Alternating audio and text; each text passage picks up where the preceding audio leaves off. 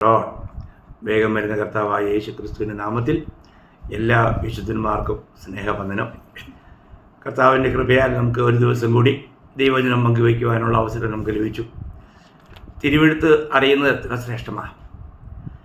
ഇന്ന് ആത്മീയ ജീവിതത്തിൽ അനേകരും വളരുന്നില്ല. അവർക്ക് ക്രിസ്ത്യാനിരൂപരായി തീരണമെന്നുള്ള ആ ഒരു ദർശനം പോലും നഷ്ടപ്പെടുത്തി ജീവിക്കുക. എല്ലാ ദൈവമക്കളും, വീണ്ടും ജനിച്ച രക്ഷിക്കപ്പെട്ട എല്ലാ ദൈവമക്കളും ദൈവവചനം ധ്യാനിക്കണം. അങ്ങനെ ഒരു ശീലം എല്ലാവർക്കും ഉണ്ടായിരിക്കണം. എങ്കിൽ മാത്രമേ നമുക്ക് ആത്മീയ ജീവിതത്തിൽ വളരാൻ കഴിയൂ.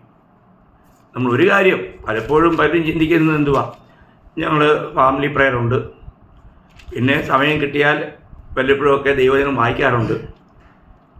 ഇങ്ങനെയൊക്കെയുള്ള ആ ഒരു ചെറിയ ഒരു സംതൃപ്തിയിൽ ജനങ്ങളങ്ങ് ജീവിക്കുക. അവർ ആത്മീയരാണെന്ന് അവരുടെ ചിന്ത. എന്നാൽ നമുക്കൊരിക്കലും ഒരു ആത്മീയ ജീവിതത്തിൽ മുന്നേറാനോ ക്രിസ്ത്യാനിരൂപരായി തീരുവാനോ കഴിയില്ല. അപ്പോൾ നമ്മൾ യഥാർത്ഥത്തിൽ തിരുവചനത്തെ അതിൻ്റെ ശരിയായ നിലയിൽ നമ്മൾ മനസ്സിലാക്കണം. അപ്പോൾ ദൈവത്തിൻ്റെ പരിശുദ്ധാത്മാവ് നമുക്ക് നൽകിയതിനെക്കുറിച്ചുള്ള കാര്യങ്ങളാണ് നമ്മളിപ്പോൾ കണ്ടുകൊണ്ടിരിക്കുന്നത്. ഞാൻ ഒരുപാട് മറ്റുള്ള വിഷയങ്ങളിലേക്ക് പോകുന്നില്ല. നമ്മളെപ്പോഴും നമുക്ക് കൂടുതൽ പ്രയോജനപ്പെടുന്ന തിരുവചനത്തിലൂടെ തന്നെ തിരുവചനത്തെ വ്യാഖ്യാനിച്ച് അതിൻ്റെ ആഴങ്ങളെ മനസ്സിലാക്കുക എന്നുള്ളതാണ് നമ്മുടെ ലക്ഷ്യം.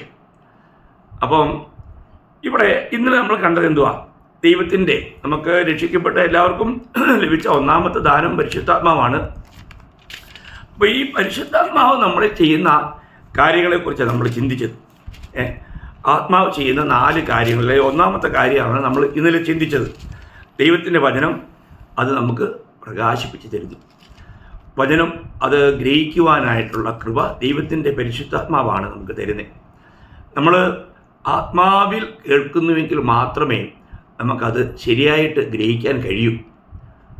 അപ്പോൾ നിങ്ങൾ ആ വിഷയം മനസ്സിലാക്കി കാണും. അത് നിങ്ങൾ ഒന്നുകൂടെ ആഴമായിട്ട് അത് അനുഭവമാക്കി തുടങ്ങിക്കാണും എന്ന് ഞാൻ വിശ്വസിക്കുന്നു. നമ്മൾ കേൾക്കുന്ന ദൈവവചനം നമ്മുടെ പ്രായോഗിക ജീവിതത്തിൽ കൊണ്ടുവരാനായിട്ട് നമ്മൾ ഉത്സാഹിക്കണം. അപ്പോൾ നമ്മൾ എന്താ ചെയ്യേണ്ടേ? ഞാൻ ചോദിച്ചാൽ നിങ്ങൾക്ക് എൻ്റെ മുമ്പിലല്ലാത്തതുകൊണ്ട് എല്ലാവർക്കും ഉത്തരം പറയാൻ പറ്റില്ലെങ്കിലും നിങ്ങളോട് തന്നെ ചോദിക്കുക, എങ്ങനെയാണ് നമ്മൾ ആത്മാവിലാകുന്നേ? ഓർമ്മയുണ്ടോ? കർത്താവായ യേശുവേ, ഞാൻ അങ്ങയെ സ്നേഹിക്കുന്നു എന്ന് നമ്മൾ ഹൃദയത്തിൻ്റെ ആഴത്തിൽ നിന്ന് നമ്മൾ പറയണം. അതിനുശേഷം ദൈവത്തിൻ്റെ വചനം നമ്മൾ വായിച്ച് ധ്യാനിക്കണം. അപ്പോൾ ദൈവത്തിൻ്റെ ആത്മാവ് നമ്മളോട് വളരെ ഹൃദ്യമായിട്ട് ഇടപെടും. നിങ്ങളത് കേട്ടവരെല്ലാവരും അതൊന്നും ചിലപ്പോൾ പരീക്ഷിച്ച് കാണുകയില്ല. എന്നാൽ വീണ്ടും ഞാൻ നിങ്ങളെ ഓർപ്പിക്കുകയാണ്, നിങ്ങൾ ആത്മാവിലായിരുന്നു കൊണ്ട് ദൈവവചനം വായിക്കുക. ഇത് നമുക്ക് ബുദ്ധിയിൽ ഗ്രഹിച്ചിട്ട് അങ്ങനെ പ്രവർത്തിച്ച് ദൈവത്തെ മഹത്വപ്പെടുത്താൻ കഴിയുന്ന ഒരു കാര്യമേ അല്ല. ഇത് ആത്മീയ കാര്യങ്ങളാണ്, ആത്മീയ ജീവനാണ്.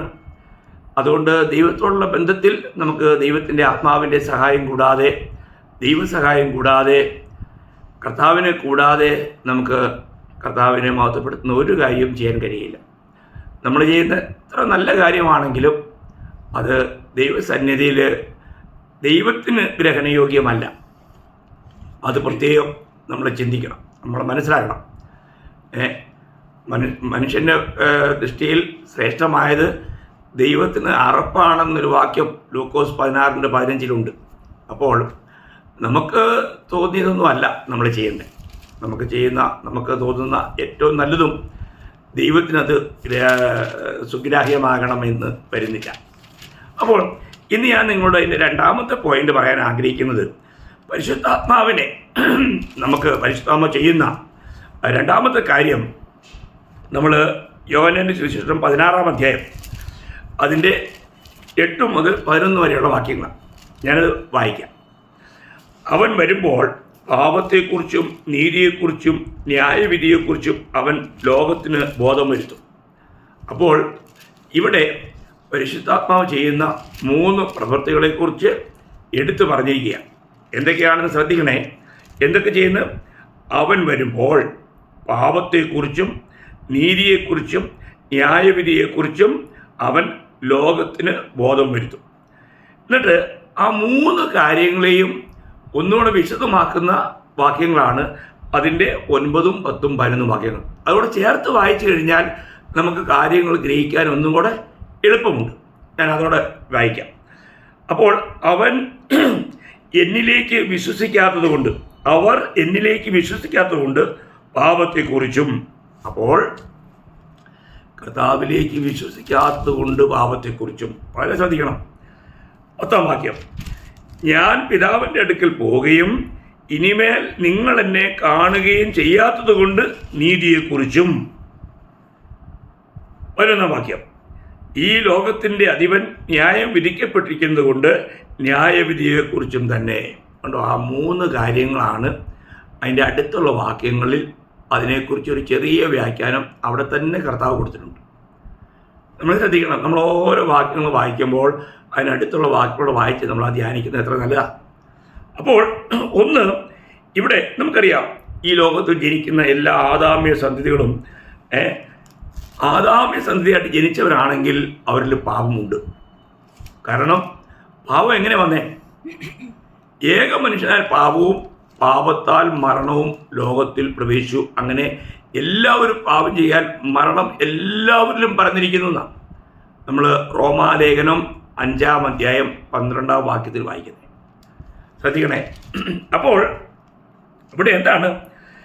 പിന്നെ ആദാമിലൂടെ പാപം പ്രവേശിച്ചു. നീതി പുനരുത്ഥാനം ചെയ്ത ക്രിസ്തുവാണ്. നമുക്കറിയാം 1 കൊരിന്ത്യർ 1-ാം അധ്യായം അതിൻ്റെ 30-ാം വാക്യം വായിക്കുമ്പോൾ അവിടുന്ന് നമുക്ക് നീതിയും വിശുദ്ധിയും വീണ്ടെടുപ്പുമായി തീർന്നു. നീതി കർത്താവായ യേശുക്രിസ്തുവാണ്. അപ്പോൾ ന്യായവിധി പാപത്തിൻ്റെ കാരണാഭൂതനും സ്രോതസ്സുമായ സാത്താന് വേണ്ടി ഉള്ളതാണ്. ന്യായവിധിയെ വളരെ ശ്രദ്ധിച്ച് കേൾക്കുക.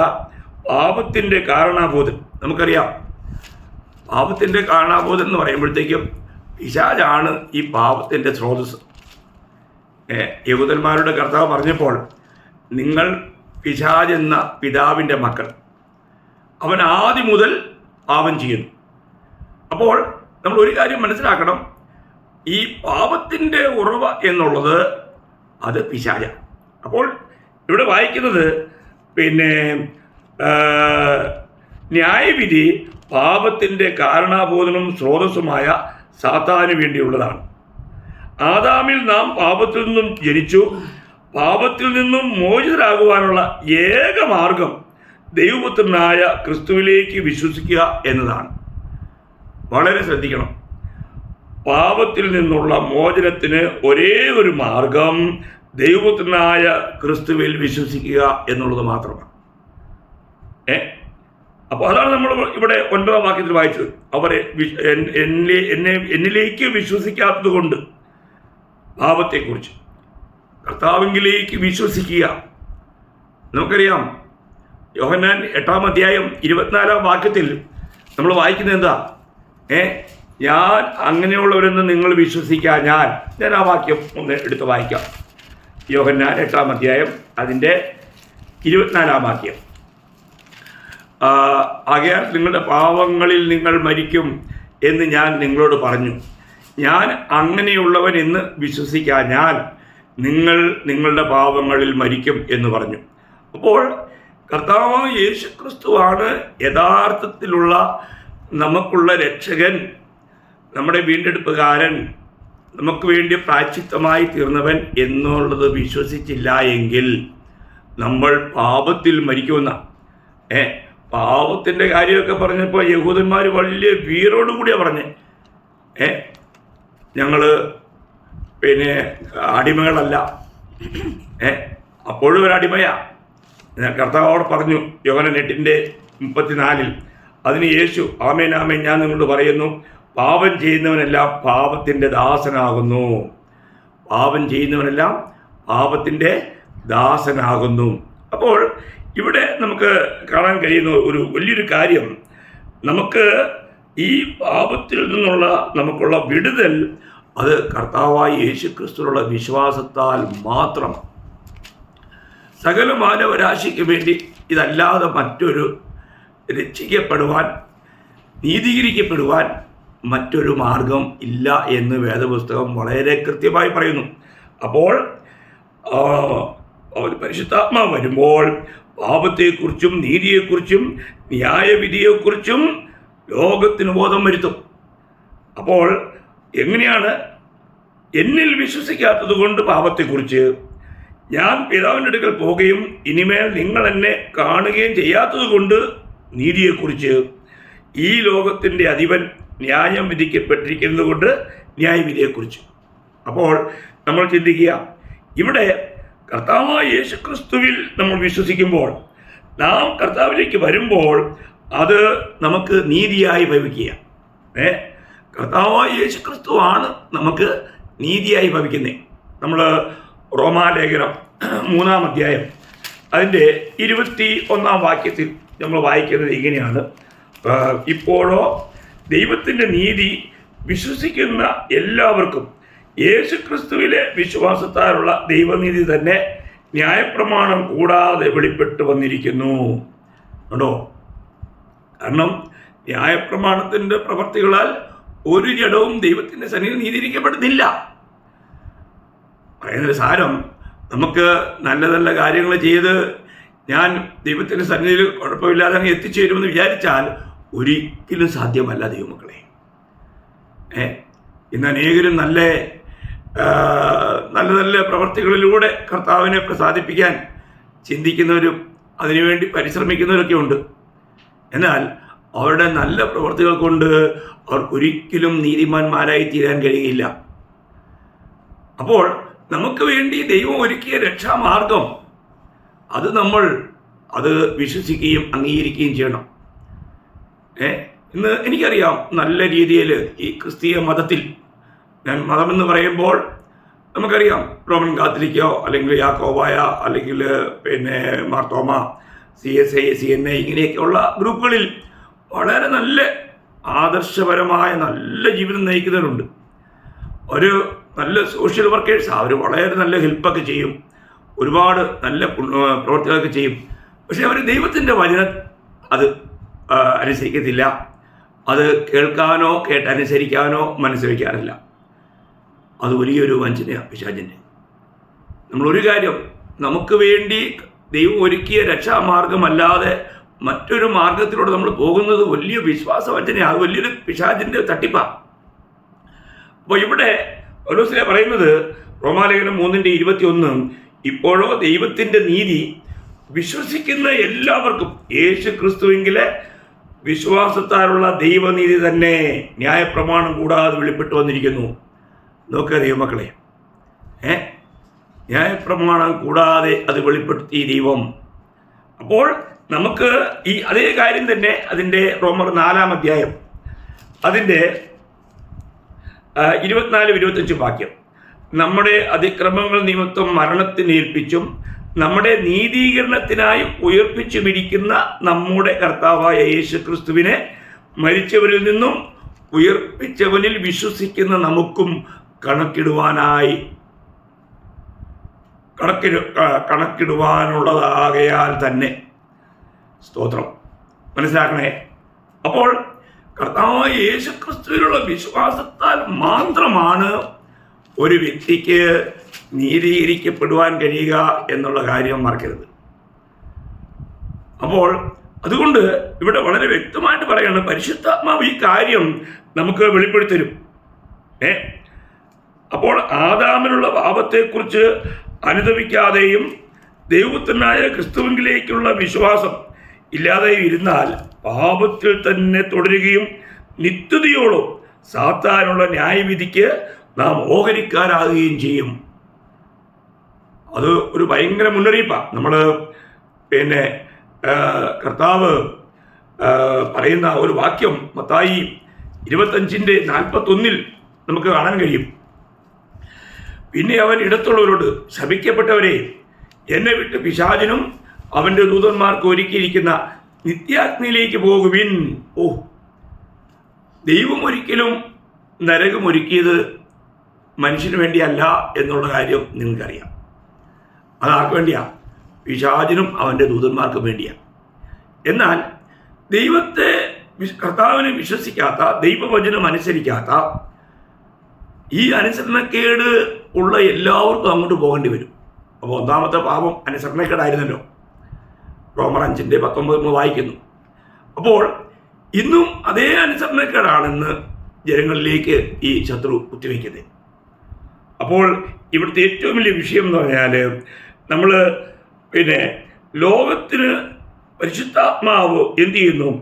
ഈ പാപത്തെക്കുറിച്ചുള്ള ബോധ്യം വരുത്തുക എന്നതിൻ്റെ അർത്ഥം നമ്മളെ തന്നെ ശാസിക്കുവാൻ, നമ്മളെ തന്നെ അത് നമുക്ക് അതിൻ്റെ ആ തെറ്റുകളെക്കുറിച്ചുള്ള അറിവ് നമുക്ക് പകർന്നു തരികയാണ്. അത് നമ്മൾ ചിന്തിക്കണം. അപ്പോൾ ഇവിടുത്തെ ഏറ്റവും വലിയൊരു വിഷയം ഞാൻ നിങ്ങളോട് പറയട്ടെ.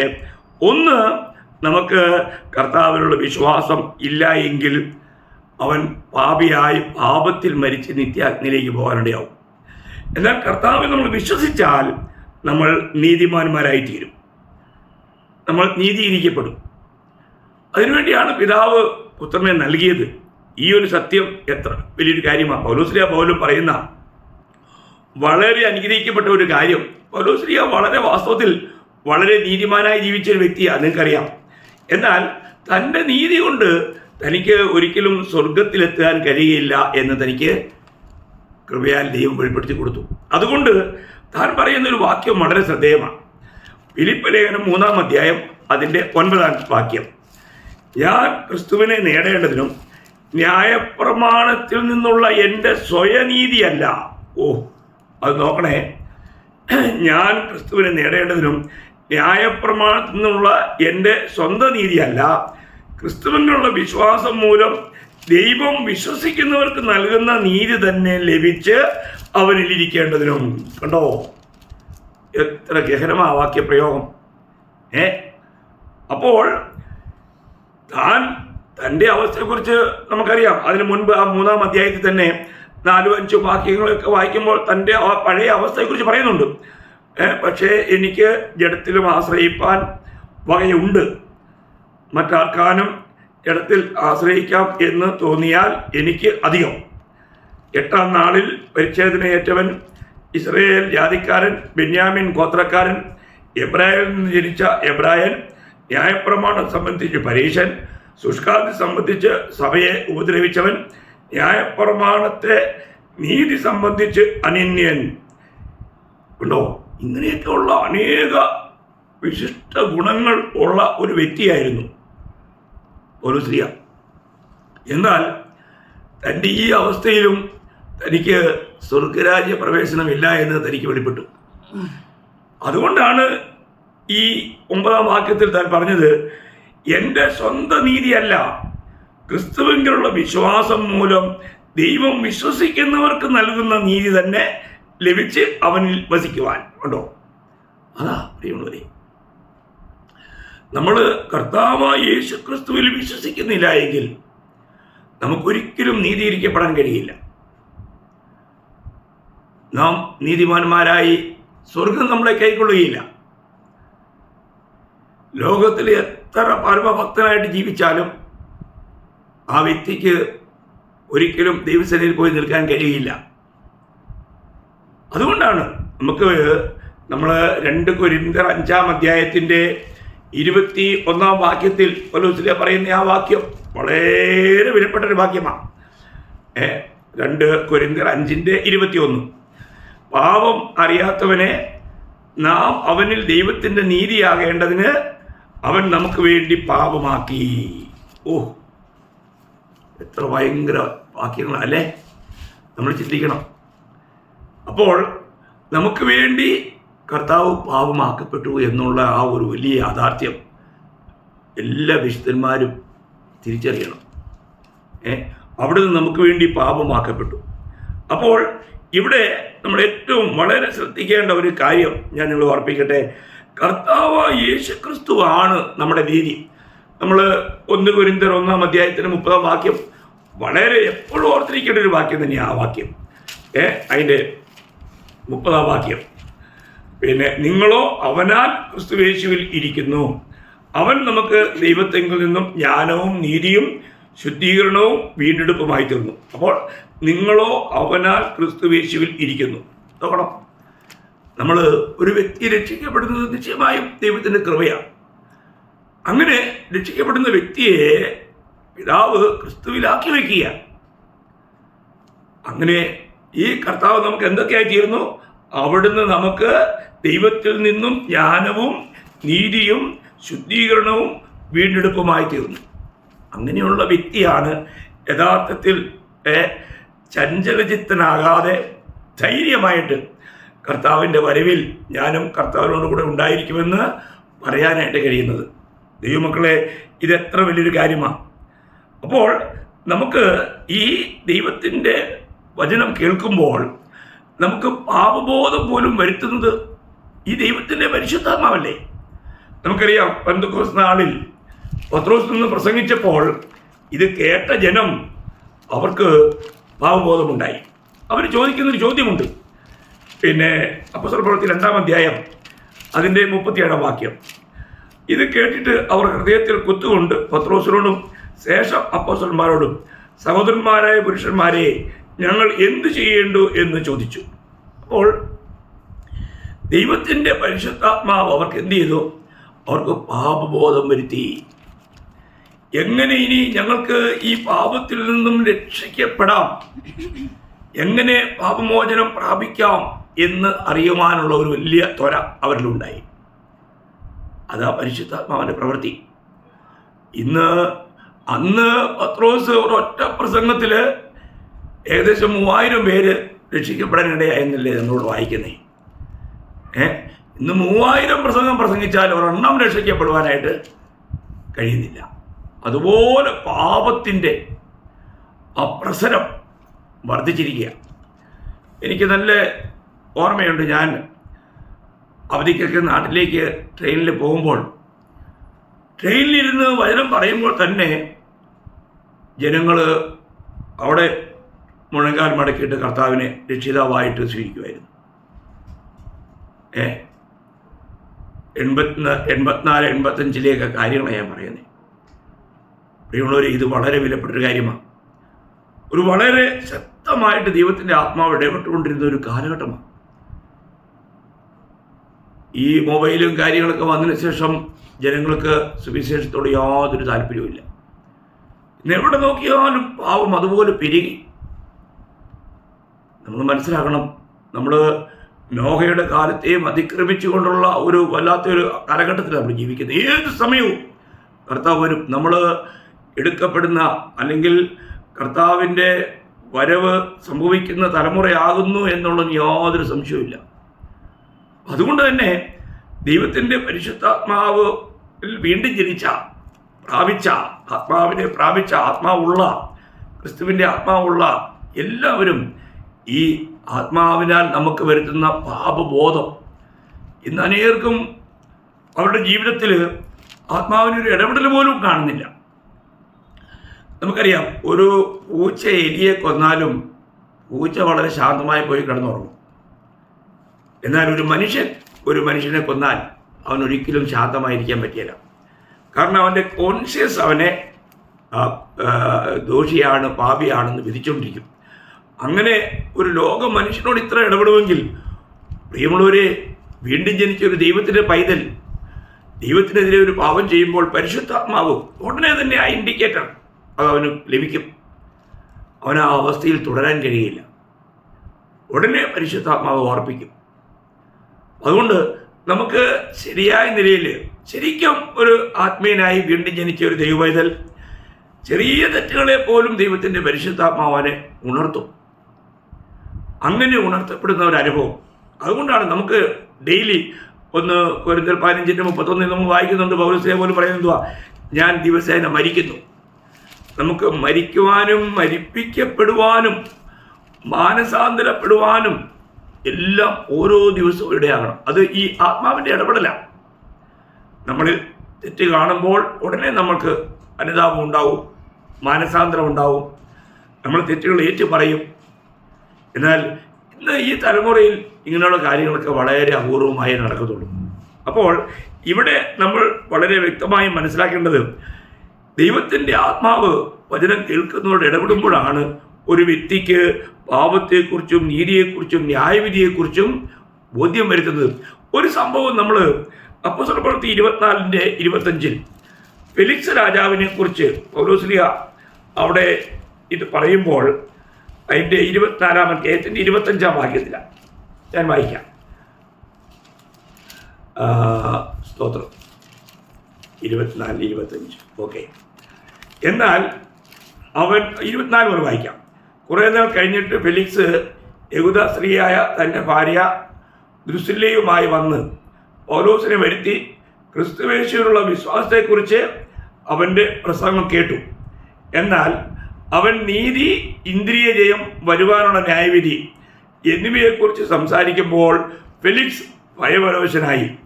തൽക്കാലം പോകാം, അവസരമുള്ളപ്പോൾ നിന്നെ വിളിപ്പിക്കാം എന്ന് പറഞ്ഞു. നോക്കണേ, ഇവിടെ വാസ്തവത്തിൽ തന്നോട് ദൈവത്തിൻ്റെ ആത്മാവ് ഇടപെടുകയായിരുന്നു. എന്നാൽ അവിടെ തനിക്ക് തന്നെ താഴ്ത്തുവാനോ സമർപ്പിക്കുവാനോ ദൈവത്തിൻ്റെ ആലോചന സ്വീകരിക്കുവാനോ താൻ തയ്യാറായില്ല. നോക്കണമേ, നല്ലൊരു അവസരം. ഇന്നങ്ങനെ എത്രയോ പേർക്ക് ദൈവവചനം കേൾക്കുമ്പോൾ ദൈവം അവസരം കൊടുക്കാറുണ്ട്. അതെ, നീയും വ്യക്തിപരമായി കർത്താവിന് വേണ്ടി നീ ഹൃദയം കൊടുത്തിട്ടില്ല, ഇപ്പോൾ നീ കൊടുക്ക് കർത്താവിനെ ഉള്ളത്തിൽ സ്വീകരിക്ക്. ഈ കർത്താവായ യേശു ക്രിസ്തുവിനെ കൈക്കൊള്ളാതെ പാരമ്പര്യവും പറഞ്ഞുകൊണ്ടിരുന്നാൽ നിത്യതയിൽ കാണുകയില്ല എന്നുള്ള ഈ യാഥാർത്ഥ്യം പരിശുദ്ധാത്മാവ് എത്രയോ പേരെ ഉണർത്താറുണ്ട്.